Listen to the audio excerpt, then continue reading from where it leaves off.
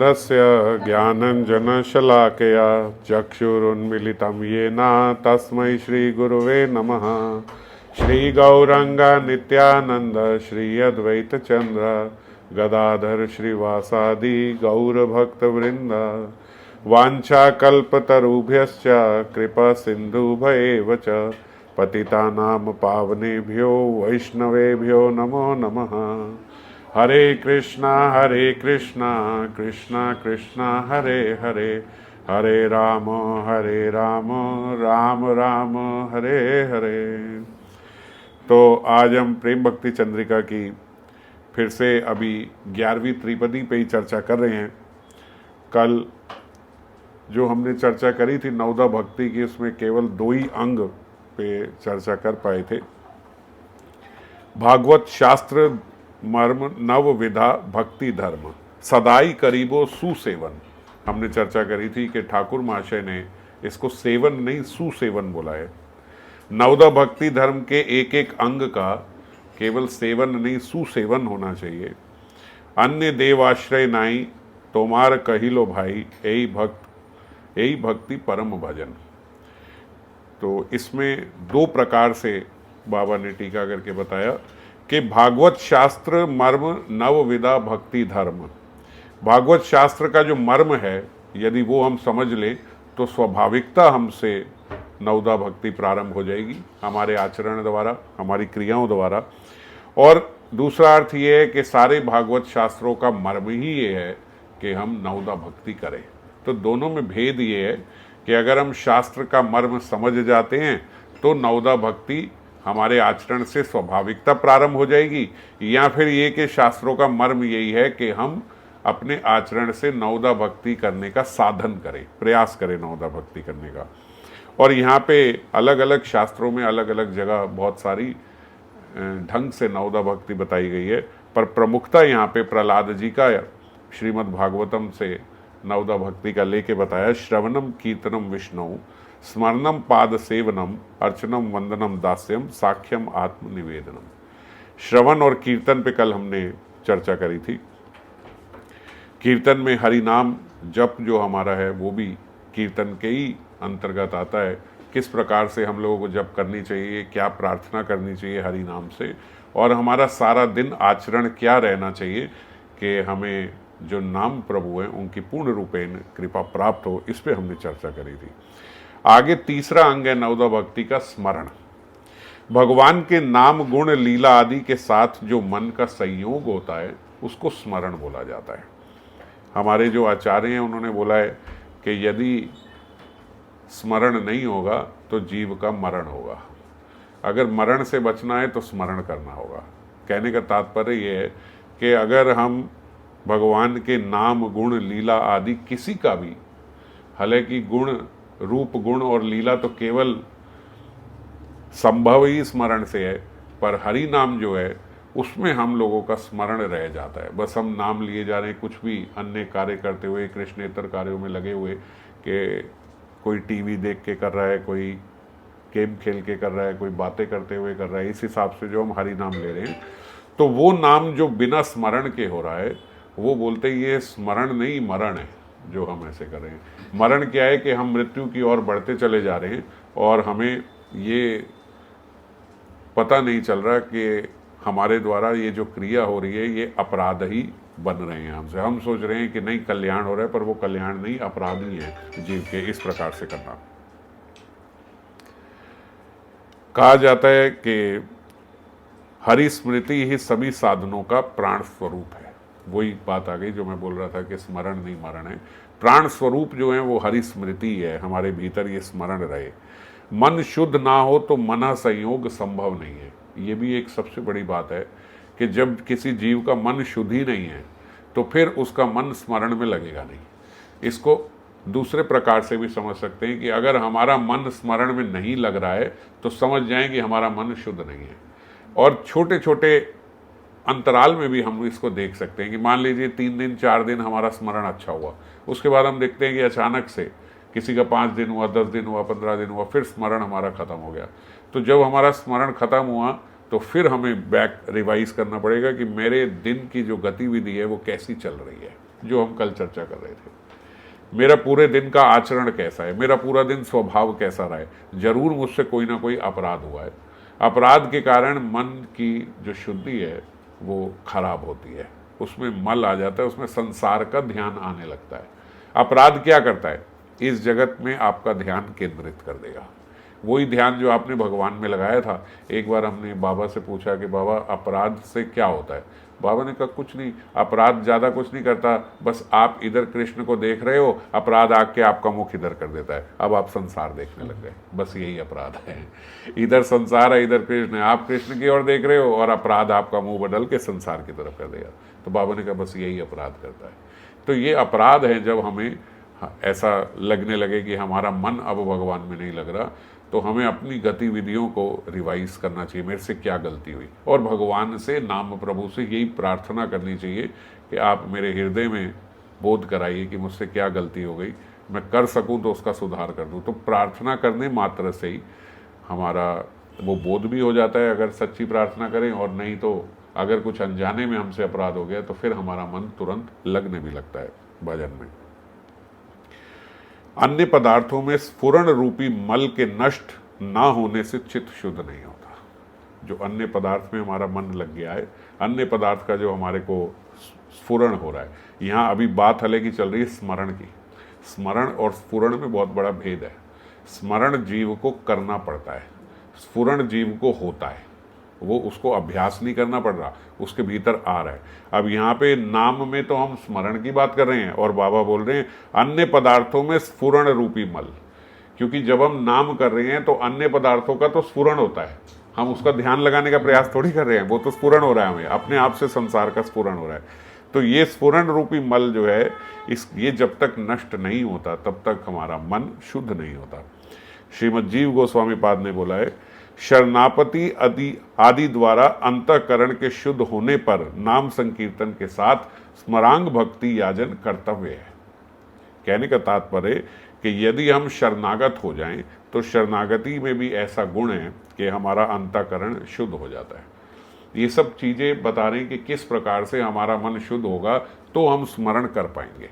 पहला कि हम संसार में जो हमारा मन लगा हुआ है उससे थोड़ा हटाने का प्रयास करें, अपने रोज की जो गतिविधि है उसको चेक करें, उसमें हमसे कोई अपराध तो नहीं बन रहा, हमारा बिहेवियर, हमारा स्वभाव हार्श तो नहीं है, ऐसा तो नहीं है कि हमें बात बात पे क्रोध आ जाता है।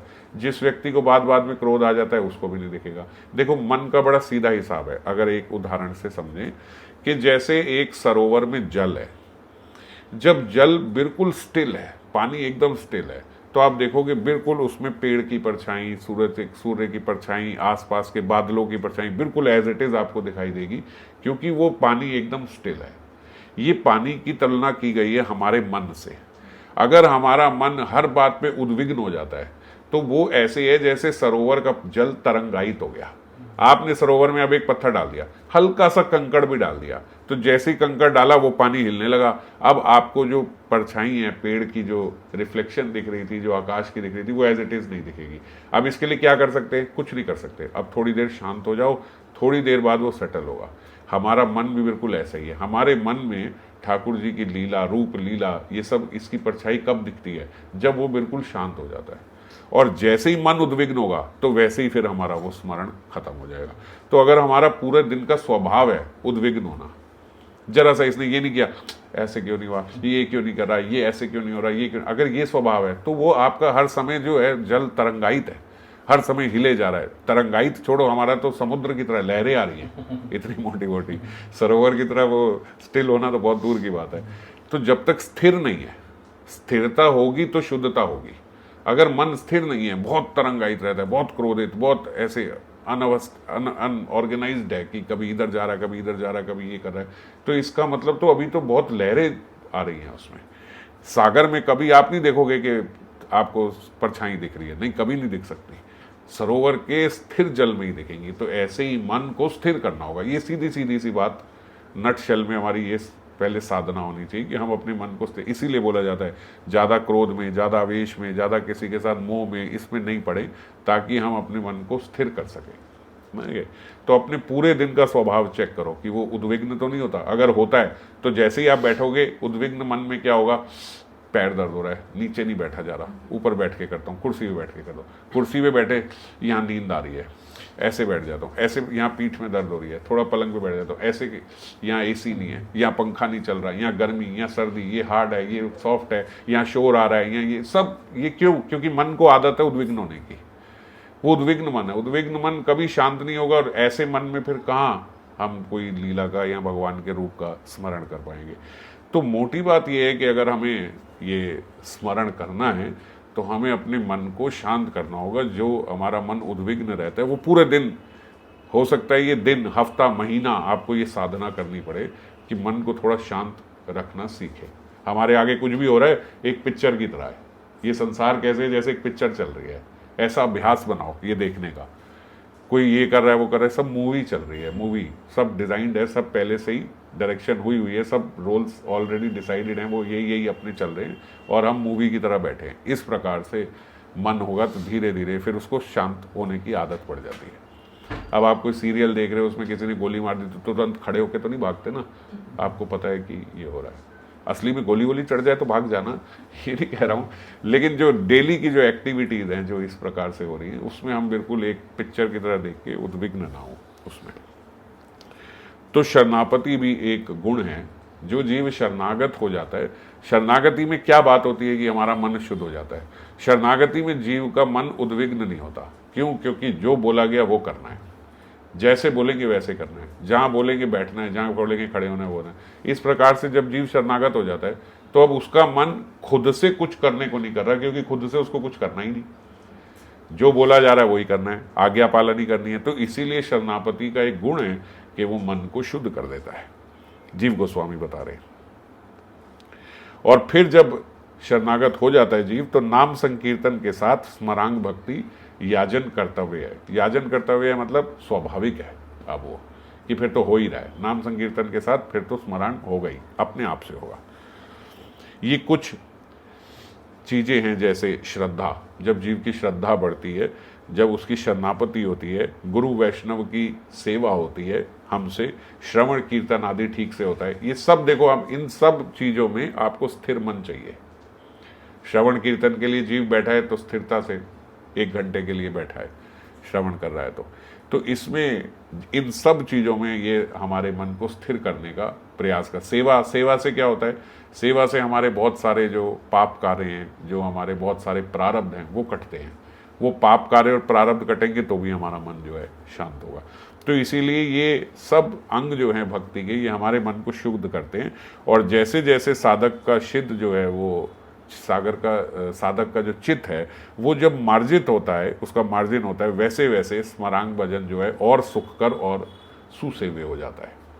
सुसेव्य, इसको सेवन नहीं, सुसेव्य इसलिए बोला कि जैसे जैसे हमारा भजन बढ़ता जाएगा, जैसे जैसे ये हमारा चित्त जो है वो मार्जिन उसका होता जाएगा, सफाई होती जाएगी, जैसे जैसे वो स्थिर और शांत होता जाएगा, वैसे वैसे हमारा स्मरांग भजन जो है बढ़ता जाएगा। भाव सिद्धि के राज्य तक भी क्रमशः जीव इसी रास्ते से पहुंच जाता है। बस यही करने से अपने आप भाव की अवस्था तक भी पहुंच जाएगा।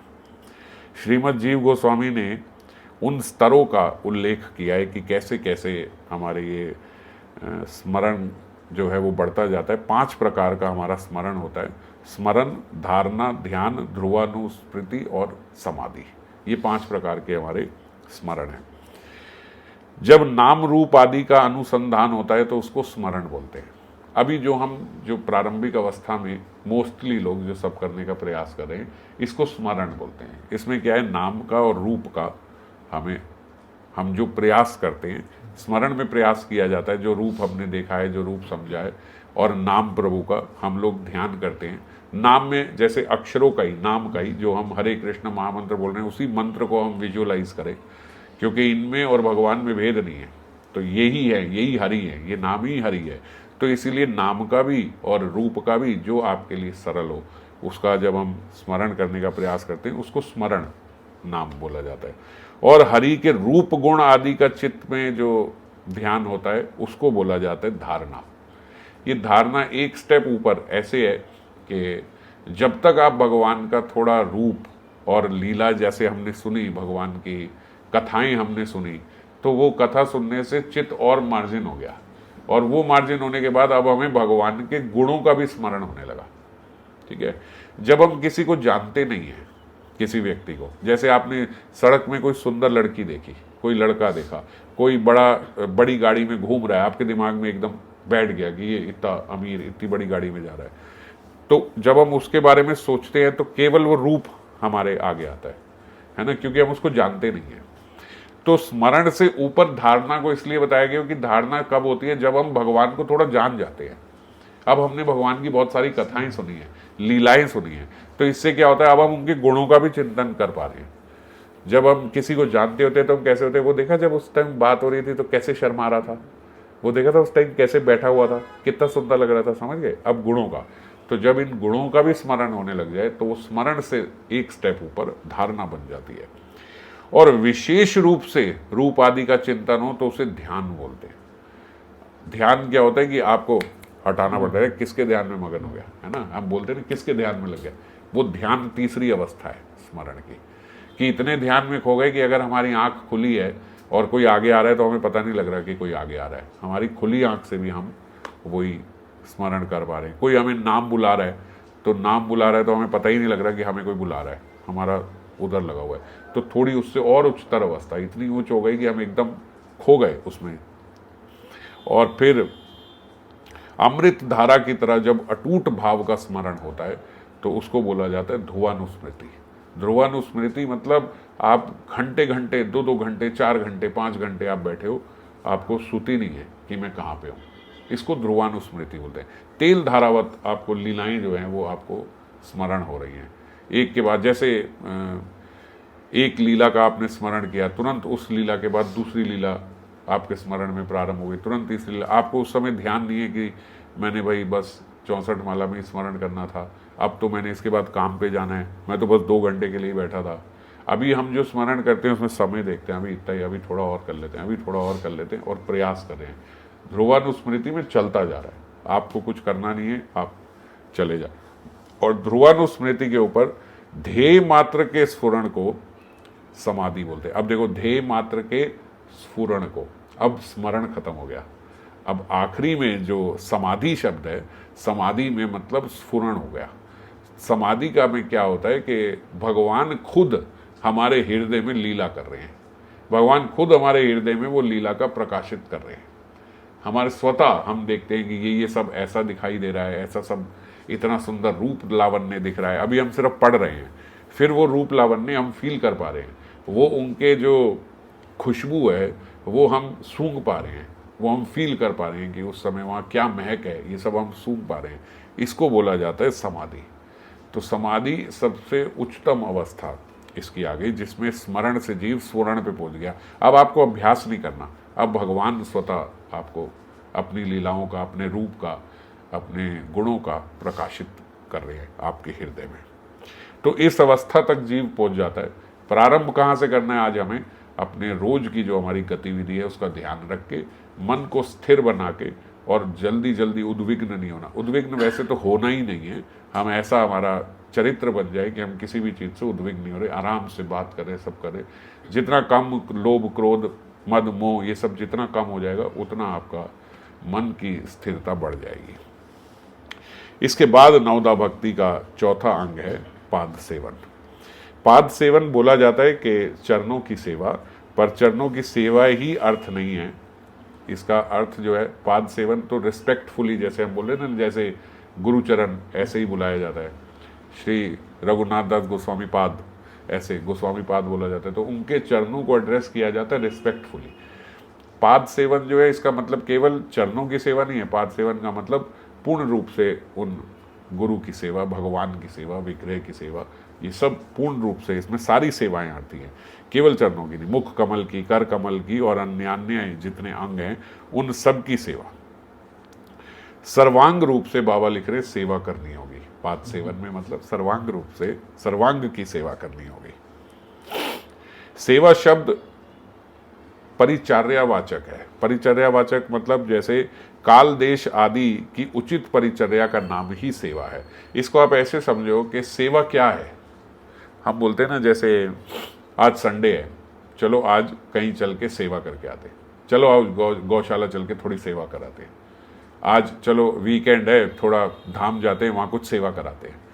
सेवा के नाम पे क्या करते हैं, 4 बोरी चावल ले जाते हैं, वहाँ पे बांट आएंगे, थोड़ा सा ये सब ले जाते कराते हैं, हम बोलते हैं ये सेवा कराते हैं। इसको सेवा तो बोल दिया जाता है, पर ये वो सेवा नहीं है जिस पाद सेवन की नवदा भक्ति में चर्चा हो रही है। ये वो सेवा नहीं। सेवा क्या होती है, मतलब बिल्कुल menial services which are done naturally. स्वाभाविकता मेरा स्वभाव ही है, और मेरे स्वभाव से जो मुझसे क्रिया हो रही है सेवा की, उसको सेवा बोला जाता है। जैसे उदाहरणता एक गृहिणी जो घर में है, वो अपने बच्चों के लिए स्वाभाविकता खाना बना रही है। उनके घर में जो विग्रह हैं उनको पता है ये मेरा ही कार्य है इनके लिए खाना बनाना, नहीं तो ये भूखे रहेंगे अगर मैं नहीं बनाऊंगी। तो स्वाभाविकता उनके लिए खाना बनाना, ये करना, ये सेवा है, ये सेवा हो रही है, क्योंकि ये वो कर ही रही है बिना किसी एक्सपेक्टेशन के मुझे। अगर उसमें भी एक्सपेक्टेशन आ गई, घर में कार्य करने में भी एक्सपेक्टेशन आ गई, तो फिर वो भी सेवा नहीं है। सेवा क्या है कि आप बिना किसी एक्सपेक्टेशन के अपने स्वभाव से स्वाभाविकता कार्य कर रहे हो, उसको सेवा बोला जाता है। जो सेवा सोच के की जाए कि आज ये करनी है, ऐसे करनी है, ये सब मैं 2 घंटे सेवा करके आया हूँ, ये करके आया हूँ, इसको सही रूप से सेवा नहीं बोला जाता कि मैं ये करके, ये वास्तविक सेवा नहीं है। वास्तविक सेवा क्या है, जिसमें तन मन धन तीनों लग गए। क्यों, मतलब ऐसा नहीं कि आज तो मेरा बस मन ही लगा, हे भगवान आज तन धन नहीं लगा, हे भगवान मैं तो आज तन से ही करके आया हूँ, मैंने कुछ वहाँ पैसे तो चढ़ाए नहीं, तो मेरी सेवा नहीं। इसका मतलब ये नहीं है। इसका मतलब ये है कि यथारूप जहाँ जिसकी जैसे है वैसे वो लग रहा है। मुझे इसका चिंतन नहीं है कि सोचा नहीं है कि आज 1000 की सेवा करके आऊँगा। साथ में 2 और बैठे थे ब्राह्मण, उन्होंने महाराज मेरी सेवा पूरी हो गई 1000 रुपये की, अब आप देखो अपना क्या। तो हम तो कराए अपने 1000 रुपये की सेवा भाई, है ना। इस प्रकार से सेवा स्वाभाविक होती है कि तन मन धन तीनों से मैं तैयार हूँ, जो भी लगे वो सब मेरा सेवा में लगेगा। जिस समय जिसकी उपलब्धि, जिसकी आवश्यकता है वो उस समय लगा और उसकी सेवा हो गई। इसको पाद सेवन बोला जाता है कि ये सेवा है, कि उसका स्वभाव है सेवा करना, स्वाभाविकता। अब हम गए, हमें देखा कि भाई कोई बाबा हैं, बूढ़े हैं, रोड नहीं क्रॉस कर पा रहे, हाथ पकड़ के रोड क्रॉस करा दिया और चले गए, चिंतन नहीं उसका ज़्यादा। ऐसे नहीं कि शाम को आके बताया आज पता है मेरे से एक सेवा हुई, बहुत बढ़िया सेवा मिल गई मेरे को, वो रोड क्रॉस करते मैंने कर दी, ये फिर आपने फिर गोबर कर दिया। जब तक आपके मन में ये आ रहा है कि मैं ये करने जा रहा हूँ, वो भी वास्तविक सेवा। वास्तविक सेवा क्या है कि आप स्वाभाविक है, आपके सामने कोई बूढ़ा व्यक्ति है, वो रोड क्रॉस नहीं कर पा रहा, तो आप कराओगे ही, ये मेरा कर्तव्य है। इसको भगवान सेवा के रूप में ग्रहण कर लेते हैं। और जिसको हम बोलते हैं कि मैं करके आऊँ, मैं, वो ठीक है, प्रारंभिक अवस्था करो, ऐसे नहीं कि अब मैं कहूँ तो आप वो भी करना छोड़ दो, मगर मैं कह रहा हूँ वो इतना हो जाए कि हमारे स्वभाव में उतर जाए और ये बात हमें सेवा ही ना लगे, ये तो ऐसे लगे ये तो मेरा कर्तव्य है ये करना। अगर भगवान ने मुझे थोड़ा धन दिया है तो वो मैं वैष्णवों की सेवा में लगा पाऊँ, वो मैं वहाँ जाके निष्किंचन जो संत महात्मा बैठे हैं उनकी सेवा में लगा पाऊँ, तो ये तो मुझे करना ही चाहिए। भगवान ने और मुझे धन दिया क्यों है, इस धन का यही तो सदुपयोग है, ये तो दिया ही इसलिए। मेरे हाथ में, एक हाथ में भगवान ने 100 रुपये पकड़ा दिए और दूसरी जगह से एक आदमी 50 रुपये मांगने वाला पकड़ा दिया। अगर बिल्कुल साथ साथ ऐसा हो कि यहाँ से भगवान 100 दे रहे हैं और यहाँ से एक बंदा 50 रुपये मांग रहा है, तो हम तुरंत यहाँ से लेंगे, वहाँ से उसको चलो भाई 50 रुपये दे दिए, है ना, इसमें हमें कोई बात नहीं लगती। तो यही तो हो रहा है, भगवान ने आपको धन दिया और ऐसा समाज, ऐसे व्यक्ति, ऐसे महात्मा आपके सामने दे दिए जिनको उनकी जरूरत है, तो तुरंत दे दो। उन्हीं के हैं वो, उन्हीं के लिए आपको दिए गए हैं, वो उसमें लगा दिए। इसमें सेवा क्या हो रही है, इसमें आपकी क्या सेवा है।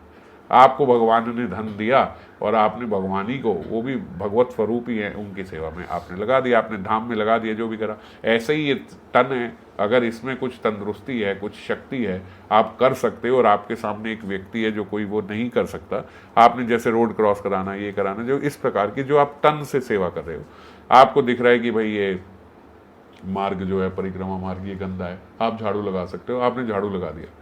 अब ये सेवा नहीं है, ये स्वभाव है। और अगर मैंने स्वाभाविक ये कर दिया तो वो बहुत बड़ी सेवा भगवान स्वीकार कर लेते हैं।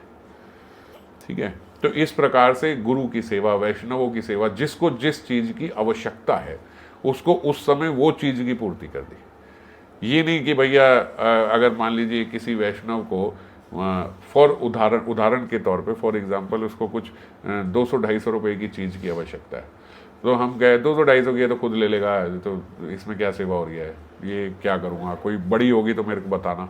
ये अहंकार है, ये सेवा नहीं है, समझ गए। मान लीजिए 5 रुपए की भी किसी वक्त किसी को आवश्यकता है तो वो 5 रुपए दे देना भी सेवा है। उस समय आप सोचोगे नहीं जब 500 की होगी तब मैं देख लूंगा, 5 की तो कोई भी कर देगा। तो मतलब सेवा आपके स्वभाव में नहीं है, समझ गए, वो आपकी स्वाभाविक नहीं है अभी गतिविधि सेवा की। अब कोई व्यक्ति को पानी चाहिए होगा, पानी वानी तो यहाँ से मिल ही जाता है, मुझे कुछ चाहिए होगा, बड़ा चाहिए होगा घर के लिए, तब मैं इनकी सेवा कर दूंगा, ऐसे नहीं सोचना चाहिए। क्योंकि ये आप समझ गए, ये क्या बात है कि ये स्वाभाविक नहीं है। मेरे बात के तत्व को समझ रहे हो, मेरे लिए सेवा स्वाभाविक नहीं है अभी। चाहे आप अच्छा सोच रहे हो कि मैं और महंगा दूंगा, मैं और कुछ बड़ा कर दूंगा, ये कर दूंगा, वो सेवा नहीं है जो नेचुरल होती है। तो नेचुरली जो हमसे सेवा होती है उसको सेवा, उसको पाद सेवन के अंतर्गत बोला जाता है। पृथु महाराज ने श्रीमद् भागवतम में 5:21-31 में ये प्रार्थना करी, हे नाथ, आपकी चरण सेवा की अभिरुचि के उदय होने से अशेष जन्मों के सिंचित जो मेरे मल, जो चित्त में मेरे मल इकट्ठा है वो शीघ्र ही विनष्ट हो जाता है। मल का, जो चित्त का जो मल है मेरे चित्त में, मेरे मन में जो गंदगी है वो शीघ्र ही नष्ट हो जाती है। किस कार्य से? यत पाद सेवा अभिरुचि तपस्वी नाम। जब किसी व्यक्ति के अंदर सेवा करने का केवल भाव आता है, केवल भाव, केवल उसने सोचा, जैसे आज हम बैठे हैं, आज हम ये चर्चा कर रहे हैं, अब मेरे मन में आए कि यार मेरी ऐसी स्वाभाविक स्थिति होनी चाहिए कि जब जहाँ जिसको जो आवश्यकता है मैं वो दूंगा, मैं आगे से ऐसा करूँगा। अब मैं अपना अभ्यास ऐसा रखूँगा कि सेवा सेवा सेवा ढूंढते हुए ना भागूं, जब जहाँ जिसको जो आवश्यकता है वो उसकी मैं पूर्ति कर दूँ, और जो स्वाभाविकता मुझसे हो रही है यही सेवा है, मैं ऐसा आचरण रखूँगा। आपने बस ये सोच लिया, तो बोल रहे हैं यत पाद सेवा अभिरुचि तपस्वी राम। बस अभी रुचि हुई है, उसकी सेवा करी नहीं है अभी, बस उसकी रुचि हुई है। अशेष जन्म उपचितम मलम दिया। अशेष जन्मों में जो उसके चित्त में मल था उसको साफ कर देते हैं भगवान केवल इससे। तो नवदा भक्ति का पाद सेवनांग इतना इंपॉर्टेंट है। बस हम केवल समझ गए कि सेवा क्या है, और मेरी थोड़ी रुचि हुई कि ठीक है ऐसा स्वभाव मेरा होना चाहिए, मैं आज के बाद ध्यान रखूंगा कि मेरा ऐसा, बस इसी से जितने आपके चित्त का मल था वो सारा धुल गया।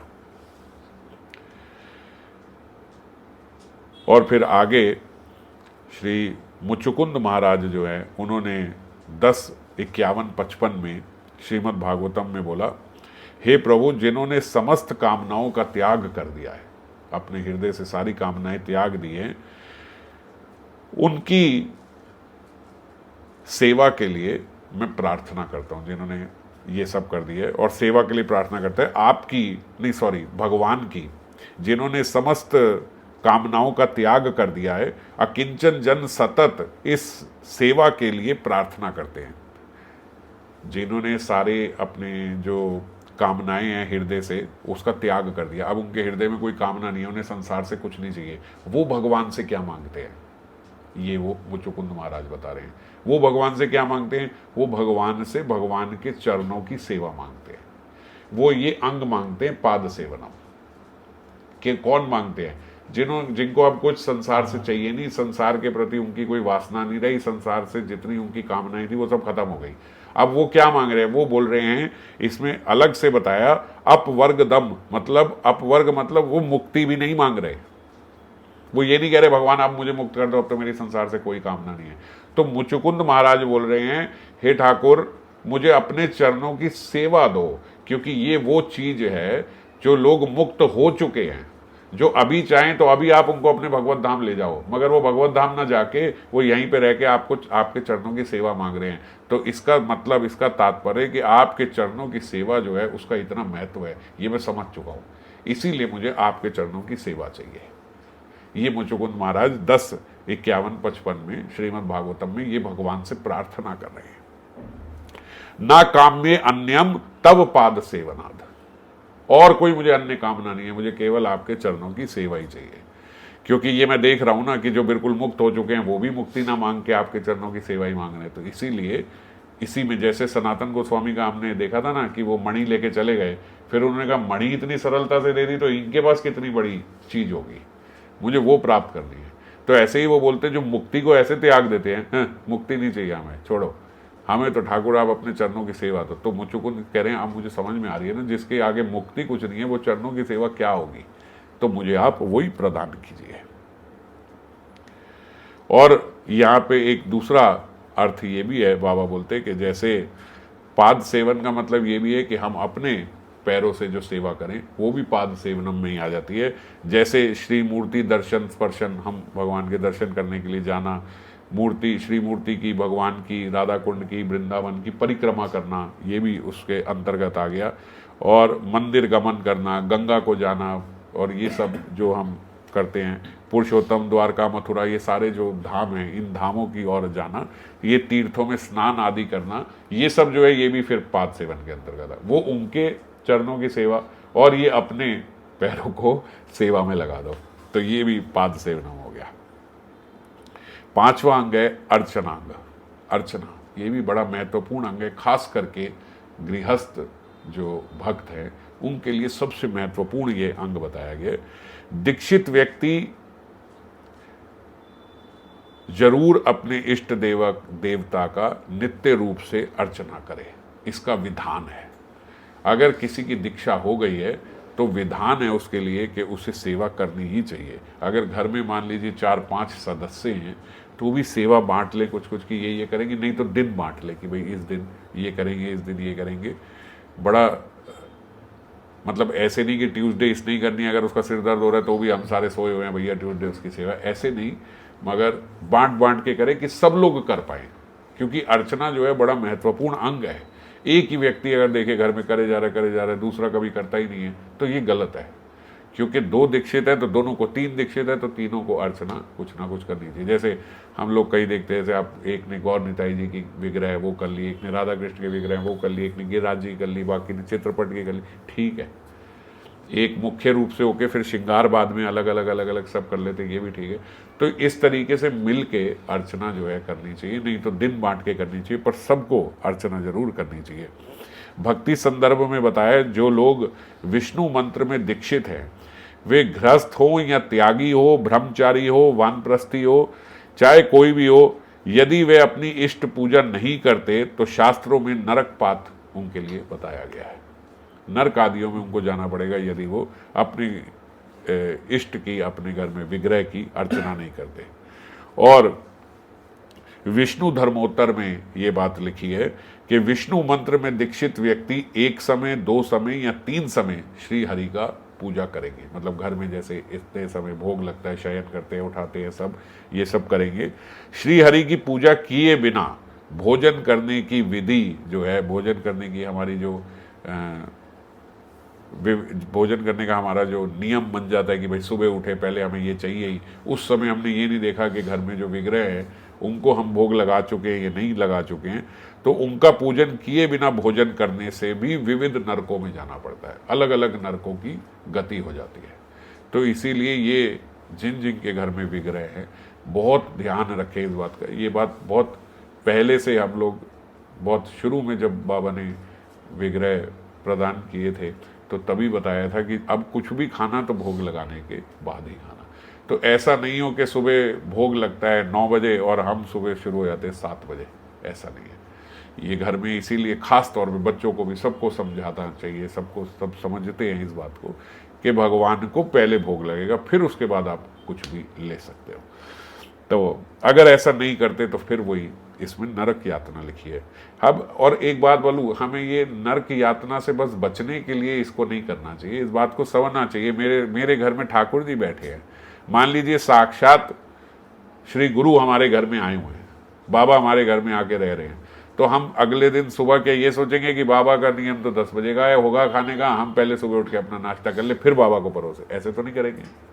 जब वो आए हुए हैं तो स्वाभाविकता पहले उनको दे के और फिर उन्हीं का महाप्रसाद हम लोग ग्रहण करेंगे।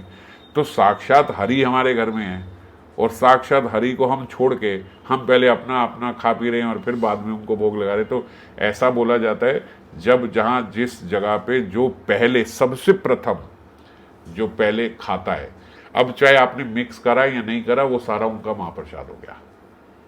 समझ गए? ऐसा भी शास्त्रों में विधि है, बताया जाता है। जैसे मान लीजिए जैसे पंगत लगती है, तो पंगत में आप देखते हो कि जब हम राधा कुंड में जाते हैं तो सबसे पहले जो है महात्माओं को बिठा के खिलाया जाता है, फिर उसके बाद जो वहाँ पे रहने वाले साधक है उनको खिलाया जाता है, फिर उसके बाद जो बाहर से आए हैं, गृहस्थ हैं, कोई हैं जो दिल्ली बॉम्बे से आए हैं, उनको बैठ के खिलाया जाता है। क्यों?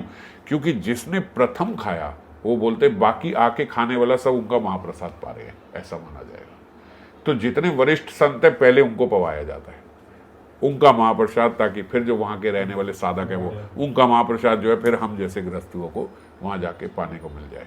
ये विधि इसीलिए रखी गई है कि प्रथम, झूठा नहीं किया है, मिक्स नहीं किया, मगर एक मान्यता ये भी है कि जिसने प्रथम खा लिया, इसीलिए कई वैष्णवों को हम देखते हैं वो पूरी सेवा करके अंत में बैठ के खाते हैं। अंत में बैठ के खाने वाले को ऐसा माना जाता है सबका महाप्रसाद मिल गया। तो आपने अगर अपने घर में भगवान को भोग लगाए बिना आपने पहले पा लिया, तो ऐसा हो गया कि रोज आप अपना महाप्रसाद ठाकुर जी को खिला रहे हो। इसीलिए नरक की यातना भोगनी पड़ती है, इसीलिए नारकिक कार्य है। तो इस बात को समझे, और इसलिए ना समझे कि नरक जाना पड़ेगा इसलिए मैं नहीं खाऊंगा। प्रेम से इस बात को समझे तो बड़ा आनंद होगा कि मेरे घर में साक्षात हरि है। ऐसा कैसे होगा कि हरि को खिलाने से पहले मैं खा लूं। विशेषता बाबा भी लिखते, गृहस्थ भक्तों के लिए अर्चन मार्ग मुख्य भजनांग है। गृहस्थ भक्तों के लिए मुख्य क्यों? क्योंकि जो निष्किंचन भक्त हैं वो कई बार स्मरांग पे ही ज्यादा जोड़ देते हैं, क्योंकि निष्किंचन का मतलब उनके पास इतना धन इत्यादि द्रव्य ये सब नहीं है सेवा करने के लिए, तो उनका ध्यान स्मरणांग में ही रहता है।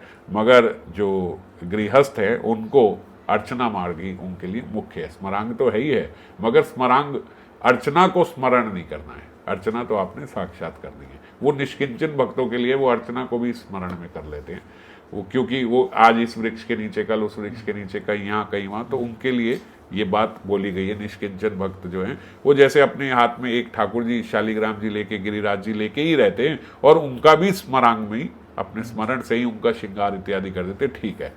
पर गृहस्थ भक्तों के लिए ये नहीं है, उनके लिए ये मुख्य अंग है, अर्चना उन्हें करनी है। हाँ, स्वयं अर्चना ना कर अगर अन्य के द्वारा कराते हैं हम, तो ये बाबा बोल रहे ये आलस्य का प्रतिपादक है। ऐसे भी नहीं करे कि भाई कल संडे है माता जी, आप ले जाओगे मेरे चित्रपट? हाँ हाँ ले जाएंगे, ले जाएंगे। अच्छा कल आप ले जाओ, बस कल मेरे को थोड़ा कुछ ऐसे लेट हो जाएगा, आप ले जाओ। तो अभी किस लिए कि भैया मैं संडे को उठूंगा आराम से 10 बजे 11 बजे, तो आप एक दिन के लिए आप ले जाओ, मुझे थोड़ा मुक्ति हो जाएगी। आपकी मुक्ति नहीं है, आपकी भुक्ति है ये, जिसमें आप ये चाह रहे हो कि भगवान का मुझे ना अर्चना करनी पड़े, मैं आराम कर लूँ। ये आराम नहीं है, ये नारकिक कार्य है। आप अभी भजन को समझ ही नहीं पाए, आप सही मार्ग पे हो ही नहीं। बस इसी से समझ जाओ कि आपका मार्ग अभी सही नहीं है। जो कार्य मुझे निरंतर करना है, जो सेवा मांगने के लिए ही मैं दिन रात भजन कर रहा हूँ, मंजरी बन के क्या करना है? ठाकुर जी की सेवा करनी है। और ठाकुर जी की सेवा में ही यदि आलस आ गया तो फिर आप इतनी साधना किस लिए कर रहे हो? आप भगवत धाम किस लिए जाना चाहते हो? वहां कौन सी रोशन दी कुल्फी बैठी है जो आपको खाने के लिए जाना है? क्या करने जा रहे हो आप वहां पे? आप सेवा ही तो करने जा रहे हो। तो यदि सेवा से ही आपका आलस्य है तो फिर आपकी सारी साधना का कोई लाभ नहीं है। तो विग्रह नाई साक्षात तुम्ही व्रजेंद्र नंदन, ऐसा हमें मान के, इस विश्वास के साथ विग्रह सेवा करनी चाहिए, तो ही अर्चना मार्ग का ये सुसेवन होगा। क्या सुसेवन है? कि विग्रह नहीं तुम्ही व्रजेंद्र नंदन, ये केवल मूर्ति नहीं है, ये साक्षात हरि हैं जो मेरे घर आए हैं। अपने व्यवहार कार्य में जो आसक्त है वो सेवा विषय में बाबा बोल रहे उसका अत्यंत आलस होगा। व्यवहार कार्य मतलब जो यहाँ के अपने देह के व्यवहार में और इसमें ज़्यादा मस्त है, उसमें जो ज़्यादा आसक्त है वो फिर सेवा करने में उसका आलस्य होगा। भक्ति संदर्भ में बोला गया है कि महात्मागण प्रतिमा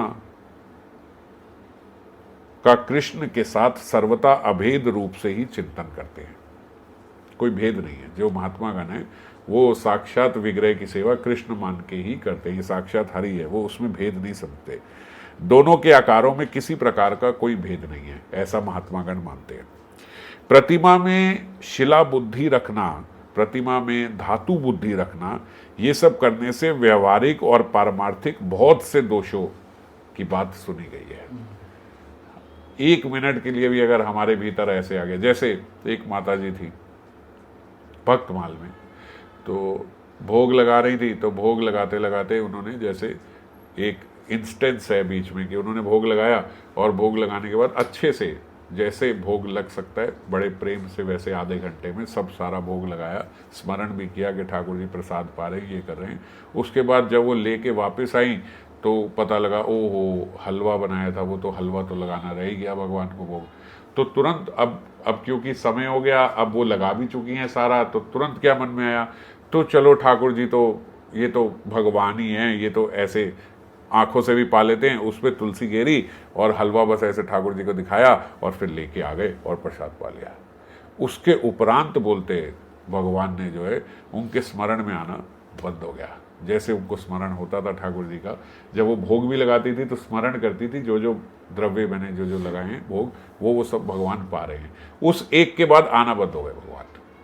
अपने गुरु जी के पास गई, पूछा गुरु जी मेरे से ऐसा ऐसा हुआ, क्या, उन्हें ये नहीं पता लगा मुझसे क्या अपराध हुआ। अगले दिन से अचानक से सब बंद हो गया। गुरु जी से पूछा, मुझसे गुरु जी ने बताया आपने जरूर भगवान में, भगवान के जो विग्रह हैं उनमें धातु बुद्धि रखी होगी, उनमें आपने जरूर कोई अपराध कर दिया होगा। आप भगवान से मांगो, मैं निश्चित रूप से नहीं कह सकता, पर कोई अपराध हुआ आपसे अपने घर में।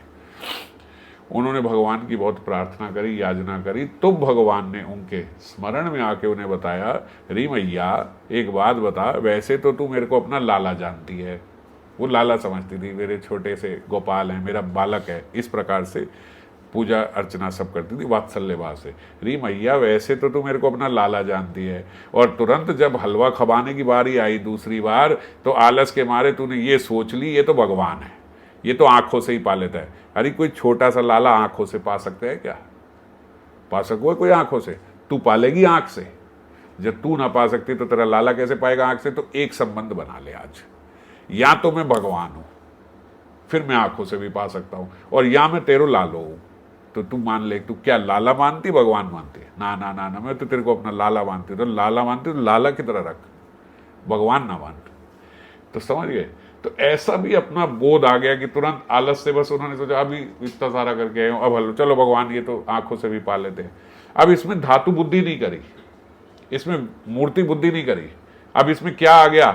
भगवान मान लिया, भगवान मान लिया। जब भगवान के साथ संबंध हो गया, जब आपने एक संबंध बनवा लिया, तो संबंध के बाद फिर भगवान मान लिए, फिर ऐश्वर्य बीच में ले आए, तो फिर ब्रज से बाहर हो गए।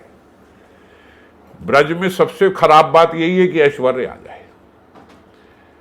किशोरी जी ने ठाकुर जी को डांट दिया था, ठाकुर जी आज के बाद ये मत कर देना, ये गलती तुमने आज कर दी। लीला आप सब जानते हो, मैंने सुनाई भी है, नारायण रूप ले लिया था उन्होंने। वो बोले ये मान में चली गई किशोरी जी, और जब मनाने है तो बोला आज के बाद ये गलती मत कर देना, ये अपना जो रूप है ये ब्रज के बाहर है, ब्रज में नहीं चाहिए ये। तो इसीलिए जब आपका भाव हो गया, संबंध हो गया, उस संबंध से आप ठाकुर जी की विग्रह सेवा करो, फिर आपने एकदम से सोच लिया भगवान है, तो धातु बुद्धि और ये सब तो बहुत गलत बात हो गई, वो तो बहुत दूर की बात हो गई। शिला बुद्धि रखना और ये सब रखना। जब दशरथ जी ने हिरण के भ्रम से वो उनको तीर चलाया, तो उनके पिताजी को महात्मा के जाके लगा, तो उन महात्मा को जब तीर लगा तो तुरंत दशरथ जी पहुंचे वहीं पे, सॉरी पिताजी को नहीं, उनके बालक को, जो श्रवण कुमार को, तो उनके माता पिता के पास पहुंचे जब श्रवण कुमार को तीर मारे, और सत्य बताया कि मेरे को लगा हिरण है, मैंने बाण चला दिया, वो कर दिया। उन्हें जब ये पता लगा कि तो मेरे पुत्र की मृत्यु हो गई, मर गया मेरा पुत्र, उनको बड़ा धक्का लगा। तो उन्होंने भगवान से प्रार्थना करते हुए ये बोला कि हे भगवान, क्या मेरे से कभी ऐसा अपराध हुआ था कि आपके विग्रह में मेरी शिला बुद्धि हो गई थी, जो आज मुझे इतना बड़ा दंड मिला? ये वो बोल रहे हैं, मतलब शिला बुद्धि रखने का इतना बड़ा दंड है कि उनके युवा पुत्र की मृत्यु हो गई, और पुत्र की मृत्यु होते ही वो सबसे पहले यही पूछ रहे हैं कि क्या मुझसे कभी ये अपराध हो गया था कि मैंने आपके विग्रह में शिला बुद्धि रखी थी, जो मेरे साथ इतना बुरा हुआ। तो इसीलिए विग्रह में शिला बुद्धि रखना कि ये तो ये थोड़ी भगवान है, ये तो एक रूप है, ये तो हमें सिखा रहे हैं। हम ऐसे सोच लेते हैं ये तो बाबा ने हमें ऐसे दी कि हम सीख जाएं कि ऐसे सेवा होती है ताकि ऊपर जाके, ना ना ना, बहुत गलत फहमी में आप। गुड्डा गुड्डी नहीं है, भगवान ने भगवान है ये साक्षात जो आपके यहाँ है, भगवान का सबसे कृपामय स्वरूप है। गुरुदेव करुणा के अवतार हैं और यहाँ पे भगवान कृपा करके इस स्वरूप में आपके पास आ गए हैं, समझ गए? तो ये भी भगवान की कृपा है, अतिशय कृपा है। आप गुरुदेव के चरणों में अपराध करोगे, गुरुदेव कृपा पूर्वक आपको डांट देंगे, ए ऐसे नहीं करते, ये गलत कर रहे हो, ये अपराध कर रहे हो। विग्रह के समक्ष आप अपराध कर दो, विग्रह तब भी वैसे के वैसे ही है। आप एक दिन 4 बार भोग लगाओ, अगले दिन भोग लगाओ ना, तब भी ठाकुर वैसे के वैसे ही मुस्कुरा रहे हैं। इतने कृपालु हैं। गुरु शासन करते जरूरी है, अगर वो शासन नहीं करेंगे तो हम खराब से खराब होते जाएंगे। और ये विग्रह रूप में भगवान ऐसे आए, कोई शासन नहीं, कुछ नहीं, तुम जैसे कर रहे हो वैसे करते रहो, मैं वैसे सब करूंगा, समझ गए? और फिर हम सोचे कि नहीं, ये तो फिर भगवान की इसी कृपा को हम ये कहे कि नहीं ये तो शिला है ना, ये तो ऐसे ही रहेंगे, अब यार उनकी तो स्माइल ऐसे है, ऐसे ही रहेगी। ऐसा नहीं है, साक्षात हरि हैं ये विग्रह जो है। और कैसे आए हैं? वही करुणा के अवतार जो गुरु हैं ना, उन गुरु की कृपा से आपके पास आके बैठे हैं। क्यों आपके भोग ना लगाने पे भी हंस रहे हैं, 4 बार लगाने पे भी हंस रहे हैं, आप सुबह लेट उठ के लेट उठाओ तो भी हंस रहे हैं, आप रात को देर से सुलाओ तो भी हंस रहे हैं, आप जल्दी उठ जाओ तो 4 बजे उठा के स्नान करा दो तब भी हंस रहे हैं। क्यों? क्योंकि आपके सिर पे गुरुदेव बैठे हैं। उन गुरु के कारण ही तो हमारे यहाँ आए हैं विग्रह, वैसे आ सकते थे, उन गुरुदेव की कृपा से हमारे पास आके यहाँ बैठे हैं। प्राण प्रतिष्ठा गुरुदेव ने करी है, गुरुदेव ने इनमें प्राण डाल के भेजा है। क्यों? गुरुदेव उनके प्यारे हैं, उन्होंने साक्षात हरि को मनाया है, आप आओ, ये मेरा शिष्य, आप इनकी सेवा स्वीकार करो। और हम अगर नलायकी से सोच ले कि अब ये है, तो कृपा और करुणा के अवतार दोनों के प्रति हमारा अपराध हो जाएगा।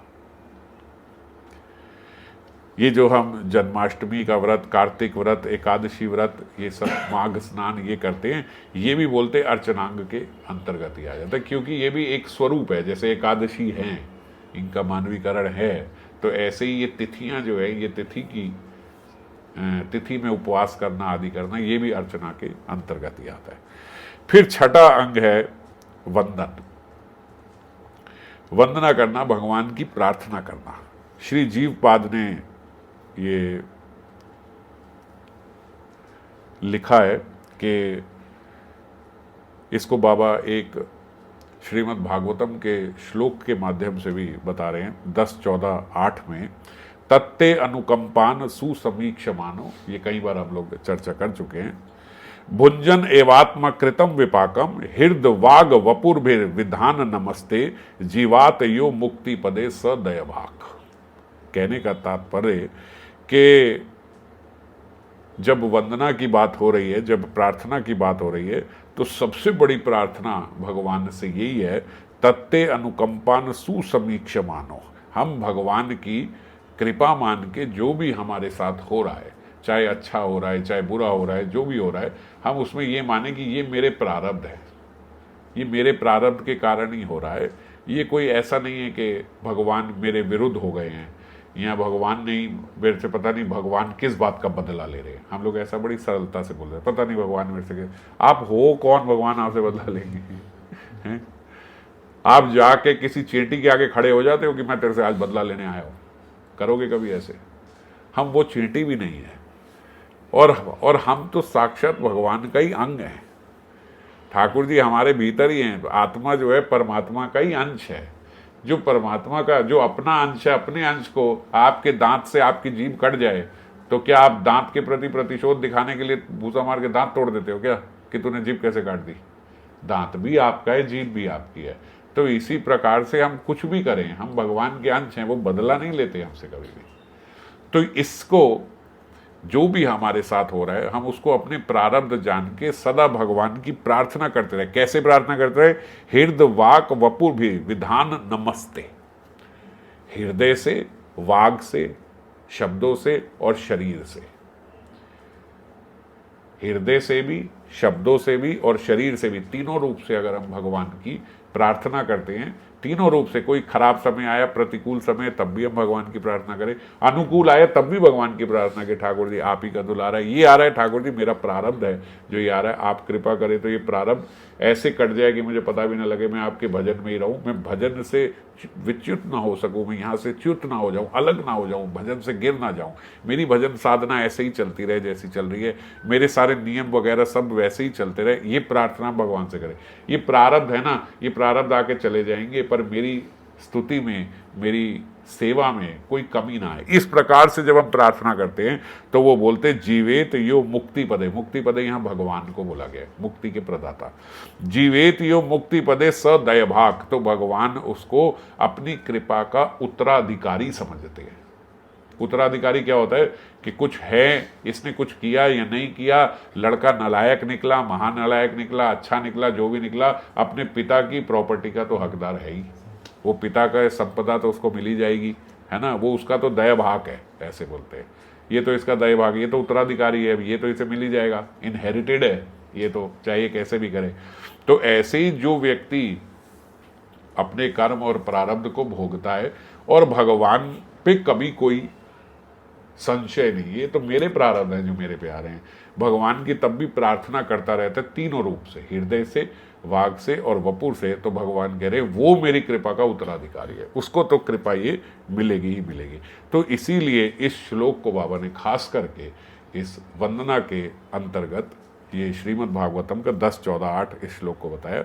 नवदा भक्ति के अब ये 6 गुण जो हमने चर्चा कर लिए, इन 6 अंगों का सुसेवन संभव होने पर दास्य, साख्य और आत्मनिवेदन, इन 3 अंगों का सुसेवन स्वतः संभव हो जाता है। बाबा बोल रहे जब ये 6 कर लिए तो वो 3 तो अपने आप स्वतः हो जाते हैं। पर फिर भी पाठकों की जानकारी के लिए बाबा बोल रहे हम श्री जीव गोस्वामी के वर्णन के अनुसार उन तीनों का भी वर्णन आगे करेंगे। पर जब कोई ये 6 मुख्य अंग है जब ये करता है तो वो अपने आप हो जाते हैं, क्योंकि वो तो दास्यम, साख्यम, आत्मनिवेदनम, बिना आत्मनिवेदन किए ये सारे अंग वो कर नहीं सकता जो अर्चना के हैं और स्मरण के हैं। तो लेकिन फिर भी कि ये इनका होता तो है, करना तो है। अगर इसमें क्या बोल रहे हैं कि ये 6 अंग अगर हम ठीक से करते हैं तो ये 3 स्वाभाविकता हमसे हो जाते हैं। तो स्वाभाविकता हमसे हो जाते हैं मतलब होने तो हैं, आपको साधना नहीं करनी पड़ेगी इसके लिए, ये आपके लिए स्वाभाविक हो जाएगा। पर होगा, ऐसा नहीं है कि हम कहें नहीं 6 मुख्य अंग थे और ये 3 जो है ये इतने मुख्य नहीं हैं, मुख्य ही बता ये रहे हैं कि वो 6 करने से ये 3 स्वाभाविकता आप करोगे ही। तो दास्यम जो 7वां भक्ति है नवदा भक्ति की, मैं विष्णु का, श्री विष्णु का दास हूं, मैं श्री कृष्ण का दास हूं, जीवे स्वरूप होए कृष्ण नित्य दास, इस बात को स्वीकार कर लेना कि मैं इनका दास हूं। जब हम इस बात को स्वीकार कर लेते हैं कि मैं दास हूं, अब क्या है, अब दास बोलने से क्या होता है, दास कभी एक्सपेक्टेशन नहीं रखता। दास को जितना भोजन दे दिया जाए, कितने घरों में ऐसा है कि रात का जो बच गया वो सुबह उठ के नौकर को दे दिया, वो पा लेता है। उसके भीतर ऐसा नहीं कि मुझे क्यों बासा दिया है, मैं भी फ्रेश खाऊंगा जो अभी अभी नया बना है, नहीं, वो दास है, वो पालेगा, है ना। उसके भीतर ऐसी एक्सपेक्टेशन नहीं है। आप अपने बच्चे को गर्म खाने को फिर गर्म करके दोगे, आप नौकर को ऐसा ही दे दोगे कि चलो ये बना, वो भी खा लेगा। उसके भीतर ये एक्सपेक्टेशन नहीं है कि आप उसको गर्म करके दोगे, है ना। तो इसीलिए जब कोई जीव ये मान लेता है कि मैं कृष्ण का दास हूं, तो जब वो अपने को दास मान लेता है तो जो स्वाभाविकता, जो उसके सौभाग्य, भाग्य, दुर्भाग्य, जो भी उसका भाग्य है, उसके भाग्य से उसे जो प्राप्त होता है वो उसको अपना लेता है कि यही है मेरे लिए, मेरे हिस्से में यही है, क्योंकि मैं दास हूं। जो ठाकुर जी दे सही है, जो वो दे रहे। तो परिस्थिति में भी, चाहे अनुकूल परिस्थिति आ रही, चाहे प्रतिकूल परिस्थिति आ रही, जो भी वो दे रहे हैं, ये मैं इसको स्वीकार कर लूं। जैसे रैदास जी थे, रैदास जी का हमने सुना है ना, वो प्रभु जी मैं जैसो तैसो तेरो। आज कई लोगों ने रविदास भी बोलते हैं, रविदास की जयंती होती है ना, वो रैदास जी है। तो रैदास जी जो हैं वो क्या बोलते हैं, जब भी लेते ठाकुर में जैसो तैसो तेरो में, बस भगवान इससे ही इतना प्रसन्न हो गए कि उनकी मोची की दुकान पे बैठ के वो प्रसन्न है, और ब्राह्मण ले जाके उन्हें अपने घर में अभिषेक करा रहा है, ये करा रहा है। वो कह रहे मुझे यहाँ वो आनंद नहीं आ रहा, मुझे उसकी वो स्तुति सुनने में बड़ा आनंद आता है। वो बात पे थोड़ी थोड़ी देर बाद बोलता था ठाकुर में जैसो तैसो तेरो, और मानते थे इसलिए अपने आप को बार बार स्मरण और चिंतन में रखते थे कि ठाकुर में जैसो तैसो तेरो। बस तो जब ये हमारे भीतर एक वास कर जाए ये बात कि भगवान मैं जैसे भी आपका दास हूँ, आप जैसे रखो वैसे रहूँगा, मैं आपका दास हूँ, ये बस हमारे हृदय में आ जाए तो इससे ही भगवान बड़ा प्रसन्न हो जाते हैं। और इस अंग का यही केवल तात्पर्य है कि हम अपने आप को भगवान का दास समझ लें। इसके बाद आता है साख्यम। साख्यम क्या है कि हम भगवान के हित की आकांक्षा से युक्त बंधु भाव रखे भगवान से। बंधु भाव रखे किस लिए? भगवान के हित के लिए। इस बात को अच्छे से समझना। बंधु भाव इसलिए नहीं कि मैं भगवान से साख्य भाव रखूंगा तो ठाकुर जी मेरा ध्यान रखेंगे, फिर मेरे को कहीं किसी के आगे कोई झुकना नहीं पड़ेगा, मेरे को जीवन में किसी चीज़ की कमी नहीं होगी क्योंकि मैंने इन्हें सखा मान लिया है। लोग ऐसा समझाते भी हैं कि महाराज बड़ा लॉस हो रहा है बिजनेस में, ये हो रहा है वो हो रहा है, और ठाकुर जी को पार्टनर बना लो ना। करना क्या है? कुछ नहीं, बस ऐसा मान लो कि ठाकुर जी आप मेरे पार्टनर हो, फिर तो ठाकुर जी की कंपनी है चलेगी चलेगी। इसको नवदा भक्ति का बंधु भाव नहीं बोलते, ये सकाम भक्ति है। हो सकता है आपका बिजनेस चल पड़े, मगर ये वो बांधव नवदा भक्ति, ये शुद्ध भक्ति है। नवदा भक्ति शुद्ध भक्ति है। राम जी ने शबरी जी को भी नवदा भक्ति का उपदेश दिया है। तो वो शबरी जो तुरंत इसी के नवदा भक्ति का ज्ञान लेने के बाद भगवान ने उन्हें अपने धाम भेज दिया, तुरंत उसी के बाद, जीना नहीं है उन्हें, इसके बाद हो गया, उनका मुक्ति तो हो ही चुकी है। मुक्ति देने ही आए हैं, सेवा देने ही आए हैं, अपने धाम को ले जाने के लिए आए हैं। सिर्फ मुक्ति नहीं, अपने धाम ले जाने के लिए आए हैं। और अपने धाम लेके आने के लिए और आधा घंटा पहले उन्हें नवदा भक्ति समझा रहे हैं। तो नवदा भक्ति इतनी जरूरी है जीव के लिए। और ये भक्ति जो है ये शुद्ध भक्ति है। तो इसीलिए बस पार्टनर बना लो कंपनी बचाने के लिए, उसको नवदा भक्ति के अंतर्गत नहीं गिनते। बांधव बनाया, अपना बांधव जो बनाया, साख्य जो बनाया, वो भगवान के हित के लिए। ठाकुर आपका आनंद होगा इससे। मेरे को आप सखा भाव में बड़े अच्छे लगते हो, भाई भाव है अपने हृदय का, किसी को सखा भाव बड़ा अच्छा लगता है तो वो सखा भाव में मैं आपके साथ खेलूंगा, कूदूंगा, आपको खिलाऊंगा, आपका ध्यान रखूंगा, इस प्रकार से भाव आ गया तो उसने अपने आप को सखा मान लिया। राम अर्चन चंद्रिका में बाबा बोलते लिखा है, भगवान को मनुष्य की तरह देखने के लिए और उनके साथ बंधुजन की तरह व्यवहार करने के लिए कोई कोई लोग तो सेवा परायण भक्त मंदिर में ही शयन करते हैं। अन्यथा मंदिर में शयन नहीं करना चाहिए जहां भगवान विश्राम कर रहे हैं। पर कई कई लोग जब अपने आप को बंधु भाव में आ जाते हैं तो बंधु भाव में फिर वो शयन भी कर ले, वो भी अलाउड है उनके लिए, बंधु भाव में ऐसा करना। अब ये देखो, ये बड़ी एक आयरनी है कि अगर आपको शुद्ध भक्ति करनी है तो बाबा मतलब गुरुदेव, श्री गुरु जो हमारे हैं प्रकट रूप में यहाँ पे हैं, जो हमें मनुष्य रूप में यहाँ दिख रहे हैं, उनमें मनुष्य बुद्धि नहीं रखनी। भगवान जो साक्षात हरि हैं उनमें भगवान बुद्धि नहीं रखनी। भगवान को मनुष्य जानना है और गुरुदेव को ईश्वर मानना है। गुरुदेव में भगवत बुद्धि रखनी है और भगवान में उन मैया ने क्या करा, ये तो भगवान है, ये तो आंखों से पालेंगे, बस इसी से भगवान नाराज हो गए।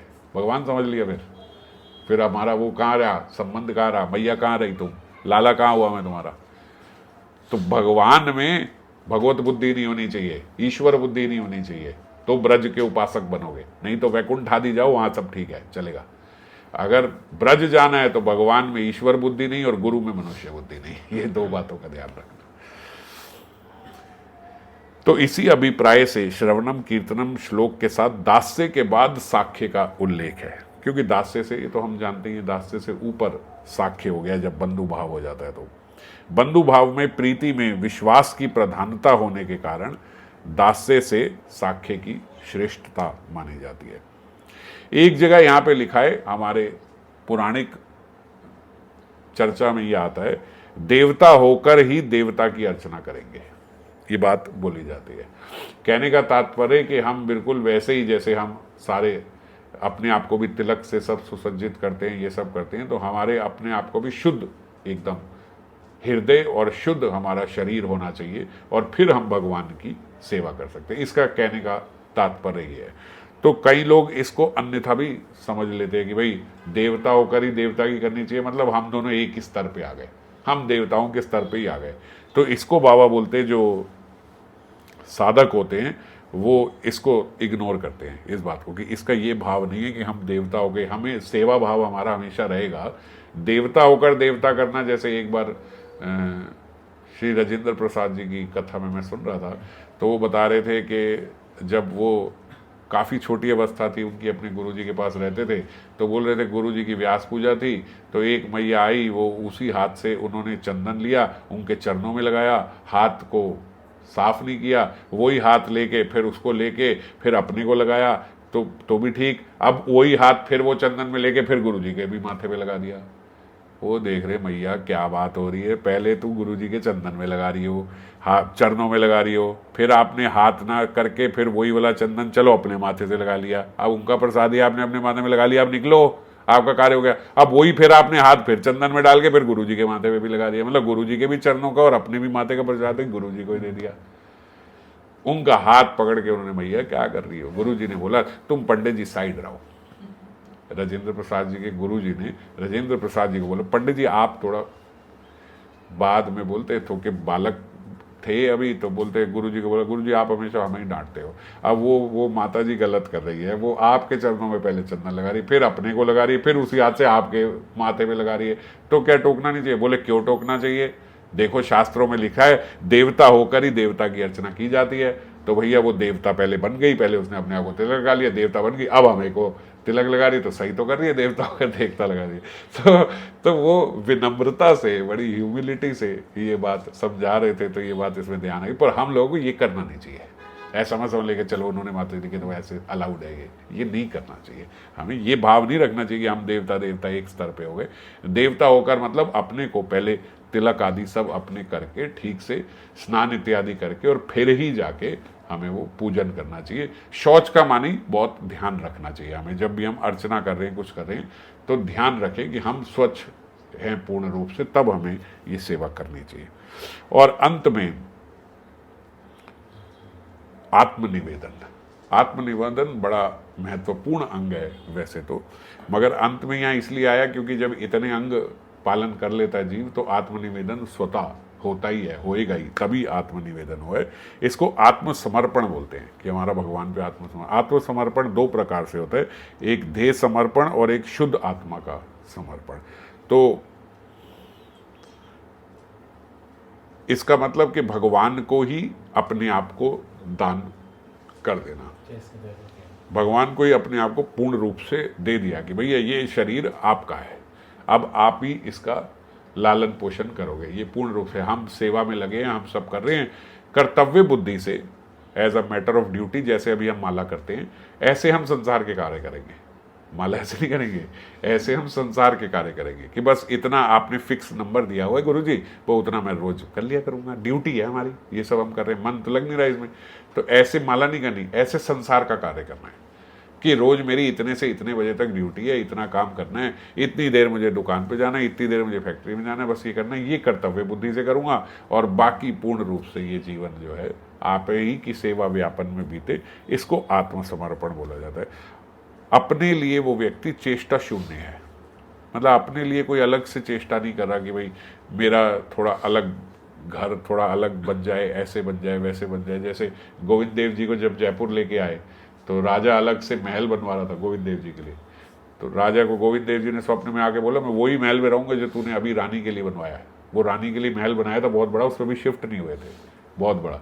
गोविंद देव जी का मैं उसमें रहूंगा ये अलग से जो बना रहे ये तुम देखना, मैं उसमें रहूंगा।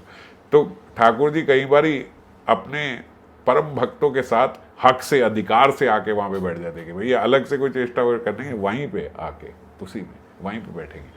तो जब जीव अपने लिए चेष्टा शून्य हो जाएंगे, सब भगवान के लिए ही है, ये सब अपनी अलग से कोई उसकी लाइफ नहीं है, सारी उसने अपने डिवोट कर दी भगवान की सेवा में ही, गुरु की, वैष्णवों की, ठाकुर की सेवा में, तो उसको पूर्ण रूप से आत्मसमर्पण माना जाता है। इसमें बाबा उदाहरण दे के बता रहे कि ऐसे है जैसे गौ विक्रय किया जाता है, मतलब आपने गौ दान किसी को दे दी। अब जब आपने गौ दान दे दी तो आप पीछे पीछे जाके देखोगे नहीं अब ये खिला रहा है कि नहीं, आप पहले ही देख लेते हैं हम अधिकारी है, गौ का पालन कर सकता है, तो हमने उसको गौदान दे दी। अब ये नहीं कि भाई तूने बाहर क्यों रखा, अंदर क्यों नहीं रखा, खिलाया कि नहीं खिलाया, ये क्यों नहीं किया, अब आपने तो दे दी, अब उसका कार्य वो रखेगा। तो ऐसे ही बोलते अपने देह को भगवान को ऐसे समर्पण कर देना जैसे गौ विक्रय हो गया, कि हमने अपने आप को पूर्ण रूपेण भगवान को दे दिया। भगवान देखेंगे मुझे कैसे रखना है, क्या करना है, क्या जरूरत है, इस प्रकार से। जैसे रामायण में हम कई बार इस चौपाई को पढ़ते हैं ना, करूं सदा तिन के रखवारी, जिमी बालक राखई महतारी। ये खुद बोल रहे हैं भगवान कि जब कोई शरणागत हो जाता है, जब कोई आत्मसमर्पण कर देता है, तो फिर मैं उसको ऐसे रखता हूं जैसे माता अपने छोटे बच्चे को रखती है। गह शिशु बच अनल अहि धाई, तह राखई जननी अरगाई। अब वो शिशु अगर खुद आग की तरफ भाग रहा है, आग को देख के उसमें अपना हाथ डालने के लिए भाग रहा है, तो माता उसको पकड़ के रोके भी और 2 थप्पड़ भी लगाएगी, है ना, क्योंकि छोटा बच्चा है। तो हम भी क्या है, अगर हम भगवान को ही अपना आत्मसमर्पण कर देते हैं, तो हमारी भी इस संसार में ऐसी बुद्धि है कि जहां चकाचौंध देखते हैं संसार की, हम वहीं जाके उसको पकड़ने भागते हैं। और ठाकुर जी जब आत्मसमर्पित जीव होता है तो उसको वहीं पकड़ के रोक देते हैं उसकी इंद्रिय तृप्ति, और जरूरत पड़े तो 2 लगा भी देते हैं। पहली बारी गया तो कोई माता नहीं मारती, रोक लेती है, भाई आग को नहीं पकड़ना। दूसरी बारी गया फिर समझाए, तीसरी बारी, फिर चौथी बारी तो पड़ती है 2, फिर पूजा होती है अच्छे से, है ना। तो ऐसे ही भगवान फिर जब हम नहीं मांगते, फिर इंद्रिय तृप्ति की तरफ भागते हैं, तो फिर ठाकुर जी हमारी सही से पूजा करते हैं, फिर इनकी भी अर्चना करनी पड़ेगी अब। तो इसीलिए आत्मसमर्पण जब जीव कर जाता है तो वो सुरक्षित हो जाता है कि अब भगवान उसका ध्यान रखेंगे और वो भगवत प्राप्ति की ओर जाएगा। फिर अंत में बाबा जो त्रिपति का दूसरा भाग है, अन्य देवाश्रय नाई, तुम्हार कहिलो भाई, यही भक्ति परम भजन। हे मन, हे भाई मन, अपने मन को समझा रहे हैं कि अन्य देवताओं का आश्रय लेके, एकमात्र अन्य देवताओं का आश्रय छोड़ के एकमात्र गोविंद के ही पाद पद्मों का हम लोग आश्रय ले। भगवान से ही ये सारे देवी देवताओं की उत्पत्ति हुई है। जब हम भगवान का ही आश्रय हमने ले लिया तो सारे देवी देवताओं का आश्रय उसी में सम्मिलित हो गया। अलग से किसी का भजन पूजन करने की, तुष्ट करने की, संतुष्ट करने की कोई आवश्यकता नहीं है। एक आपने बोलते जैसे जड़ में आपने जब पानी डाल दिया वृक्ष के, तो वृक्ष के एक एक पत्ते को आपको पानी देने की जरूरत नहीं, क्योंकि आपने जड़ में डाल दिया। तो ऐसे ही अन्य देव आश्रय नहीं, अन्य देव आश्रय की जरूरत नहीं है। जब आप भगवत आश्रय हो गए, बस सब उसी में है। अब आपकी एक प्राइम मिनिस्टर से जान पहचान हो गई और आपको कोई काम निकलवाना है, तो आपको अलग अलग किसी मिनिस्टर के पास, अलग अलग किसी कैबिनेट में, अलग अलग मिनिस्ट्रियों में नहीं जाना पड़ेगा। आप प्राइम मिनिस्टर से ही बोलोगे, वो सारी मिनिस्ट्री उसी की, जो आप कहोगे वो आपके लिए हो जाएगा। तो इसीलिए अन्य देवाश्रय नहीं, तुम्हार कही लो भाई, अपने मन को बोल रहे हैं, तुम्हार कही लो भाई, ए भक्ति परम भजन। जहाँ आप लगे हो, जो भक्ति कर रहे हो, यही भक्ति परम भजन है। तो इसी के साथ इस त्रिपति का विश्राम हुआ। कल हम 12वीं त्रिपति पे चर्चा करेंगे। जय राधे।